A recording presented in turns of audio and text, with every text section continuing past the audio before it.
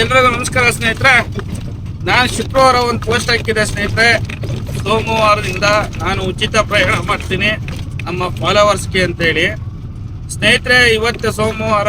ಇವತ್ತು ಯಾರು ನನಗೆ ಕೈ ಅಡ್ಡ ಹಾಕಿ ನನ್ನ ಆಟ ಕಾಣಿಸಿದ ತಕ್ಷಣ ಕೈ ಅಡ್ಡ ಹಾಕ್ತಾರೆ, ಅವರು ನನ್ನ ಫಾಲೋವರ್ಸ್ ಆಗಿದ್ರೆ ಅವ್ರಿಗೆ ಸಂಪೂರ್ಣವಾಗಿ ಉಚಿತ 5 ಕಿಲೋಮೀಟರ್ವರೆಗೂ ನಾನು ಸೇವೆ ಕೊಡಬೇಕು ಅಂತ ತೀರ್ಮಾನ ಮಾಡಿದ್ದೀನಿ.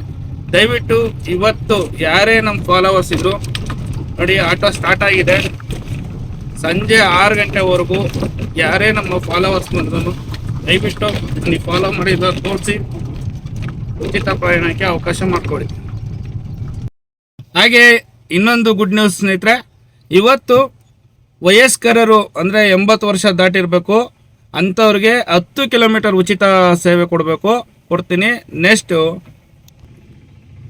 ಫಿಸಿಕಲಿ ಹ್ಯಾಂಡಿಕ್ಯಾಪ್ ಯಾರಿದ್ದಾರೆ ಅವ್ರಿಗೆ 10 ಕಿಲೋಮೀಟರ್ ಉಚಿತ ಪ್ರಯಾಣ ನನ್ನ ಆಟೋ ಕಡೆಯಿಂದ ನಾವು ಕೊಡಬೇಕು ಅಂತ ನಿರ್ಧಾರ ಮಾಡಿದ್ದೀವಿ ಸ್ನೇಹಿತರೆ.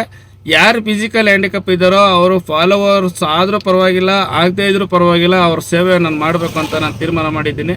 ಇವತ್ತು ಒಂದು ದಿನ ಫಿಸಿಕಲ್ ಹ್ಯಾಂಡಿಕ್ಯಾಪ್ಗಳಿಗೆ 10 ಕಿಲೋಮೀಟರ್ ಉಚಿತ ಪ್ರಯಾಣ. ದಯವಿಟ್ಟು ಎಲ್ಲರೂ ಶೇರ್ ಮಾಡಿ, ಈ ವಿಡಿಯೋನ ಲೈಕ್ ಮಾಡಿ. ಹಾಗೆ ಯಾರೇ ಇನ್ನೂ ಫಾಲೋ ಮಾಡಿಲ್ಲ ದಯವಿಟ್ಟು ಫಾಲೋ ಮಾಡಿ. ಮುಂದಿನ ದಿನದಲ್ಲಿ ಇನ್ನೂ ಹೆಚ್ಚು ಆಫರ್ಗಳು ಬಿಡಬೇಕು ಅಂತ ನಾವು ತೀರ್ಮಾನ ತೊಗೊಂಡಿದ್ದೀನಿ. ದಯವಿಟ್ಟು ಸ್ನೇಹಿತರೆ ಎಲ್ಲರೂ ಫಾಲೋ ಮಾಡಿ. ಹಾಗೆ ನಿಮ್ಮ ಸ್ನೇಹಿತರಿಗೂ ಫ್ರೆಂಡ್ಸ್ಗೂ ಎಲ್ಲ ಶೇರ್ ಮಾಡಿ ಈ ವಿಷಯನ. ಎಲ್ಲರಿಗೂ ಒಳ್ಳೆಯದಾಗಲಿ. ಬಾಯ್. ಯಾಕೆ ಈ ಸೇವೆ ಮಾಡಬೇಕು ಅಂತ ತೀರ್ಮಾನ ತೊಗೊಂಡೆ ಅಂದರೆ ಸ್ನೇಹಿತರೆ, ಯಾರು ಕೆಟ್ಟದಾಗ ಎಲ್ಲ ಕಮೆಂಟ್ ಮಾಡ್ತೀರಾ ಅವ್ರಿಗೆಲ್ಲ ಒಂದು ಮಾತು ಹೇಳ್ತೀನಿ ಕೇಳಿ. ಆಟೋ ಡ್ರೈವರ್ಗಳು ಎಷ್ಟು ನಿಸ್ವಾರ್ಥಿಗಳು ಅಂತ ಇಡೀ ಕರ್ನಾಟಕಕ್ಕೆ ಗೊತ್ತಿರುತ್ತೆ.